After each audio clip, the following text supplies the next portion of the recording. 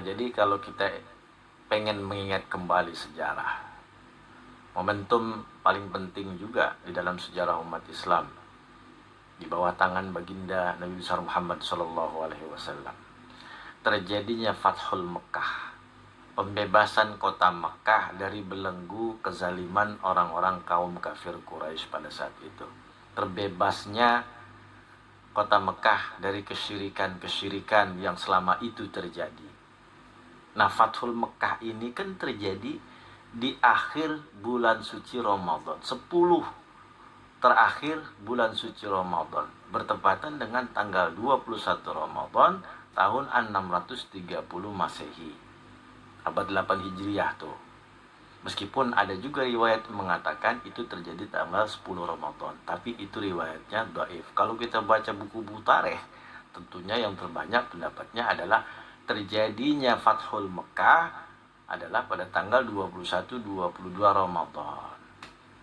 Nah, Fathul Mekah ini kan bukan sesuatu yang sifatnya instan, ya enggak?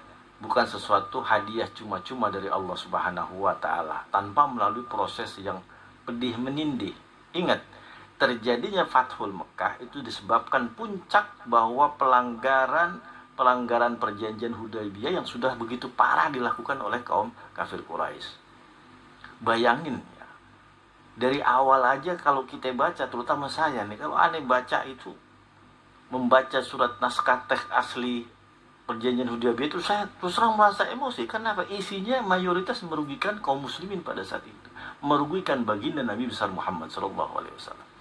Anda bisa bayangkan ya, poin-poin yang terdapat dalam perjanjian Hudaybiyah 80% tidak menguntungkan sama sekali bagi umat Islam dan kaum muslimin pada saat itu. Salah satu di antaranya, umat Islam tidak boleh melaksanakan haji dan umroh tahun itu. Satu. Yang kedua, apabila ada orang Madinah, ya, maksudnya orang Madinah ini umatnya Nabi besar Muhammad SAW yang datang ke Makkah kemudian menjadi kafir, ingin kembali kepada nenek moyang, ajaran nenek moyangnya, maka Nabi tidak berhak melarangnya dan tidak berhak mengambilnya. Paham? Jadi nggak berhak Nabi itu menyuruh kembali. Tetapi sebaliknya, apabila ada orang Mekah yang mengikuti Rasulullah, mengikuti ajaran Rasulullah SAW, maka Rasulullah wajib mengembalikannya. Nah kan PA. Ini perjanjian model apa? Kalau kita pikir ini perjanjian PA. Tapi lihat betapa luar biasanya baginda Nabi besar Muhammad SAW menghadapi orang-orang kafir Quraisy semacam ini. Menghadapi tekanan dalam perjanjian ini sangat berlapang dada. Sangat legowo menerima tekanan yang mestinya pada saat itu Nabi mampu melawan.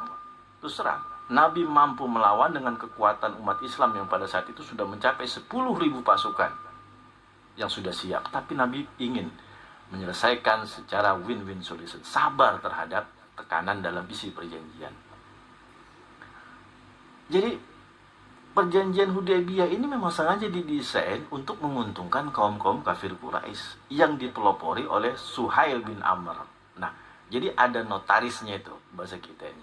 Ada notaris dari kaum kafir Quraisy yang tujuannya mendesain perjanjian Hudaybiyah dari kelompok kaum Quraisy, Suhail bin Amr. Nah, dari kelompok Islam, Ali bin Abi Thalib.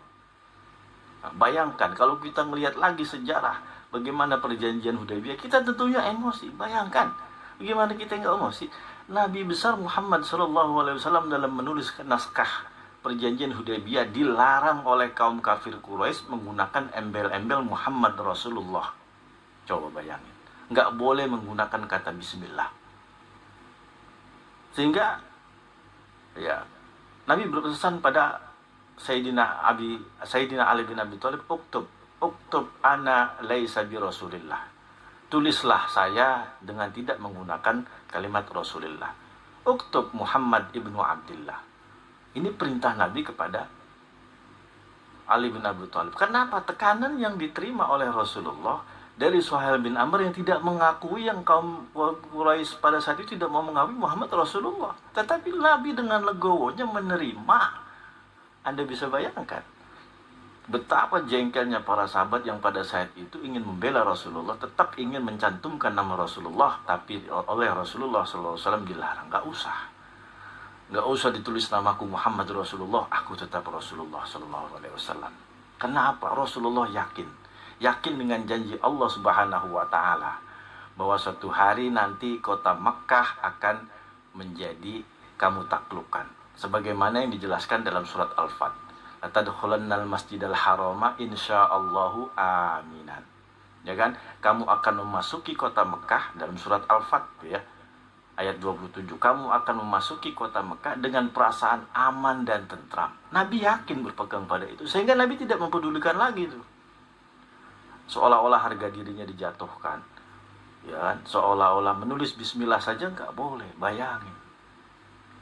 Nah, sampai Umar bin Khattab itu dalam sebuah riwayat protes, ya Rasulullah, ini isi perjanjian merugikan kita. Ya udahlah biarin gitu loh. Udah biarkan saja. Oh, sebegitu ya Rasulullah sallallahu alaihi wasallam memperjuangkan